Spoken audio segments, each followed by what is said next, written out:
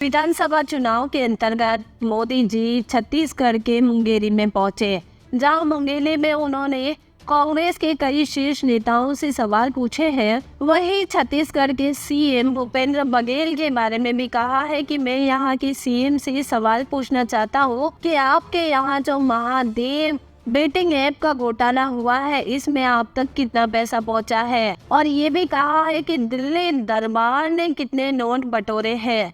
दरअसल जब छत्तीसगढ़ में कांग्रेस की सरकार बनी थी, उस समय छत्तीसगढ़ के मुख्यमंत्री का पद 2.5 साल का हुआ था और ऐसे में 2.5 साल का कॉन्ट्रैक्ट भूपेंद्र बघेल के साथ किया गया था। लेकिन इसी दौरान महादेव बेटिंग ऐप शुरू हुआ, जिसमें भूपेंद्र बघेल ने करोड़ों के नोट भी बटोरे हैं। इसी को याद करते हुए पीएम मोदी ने कहा है, मैं सवाल पूछना चाहता हूँ कि जहाँ 2.5 साल का सीएम का कॉन्ट्रैक्ट था, वहीं पर बघेल ने दिल्ली दरबार तक कितने पैसे पहुंचाए हैं कि 2.5 साल का कॉन्ट्रैक्ट तक भूल गई थी कांग्रेस, और बघेल ही 2.5 साल बाद भी सीएम बने रहे।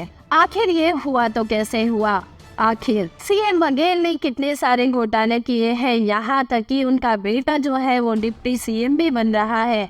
अब ऐसे में बघेल ने अपने दरवाजे कांग्रेस के लिए खोल दिए हैं। दिल्ली दरबार ने भी कई सारे नोट बटोरे हैं। वहीं पर सीधा निशाना साधते हुए पीएम मोदी ने कहा है कि छत्तीसगढ़ की इस धरती पर आकर मैं सवाल पूछता हूं कि आखिर ये भ्रष्टाचार क्यों?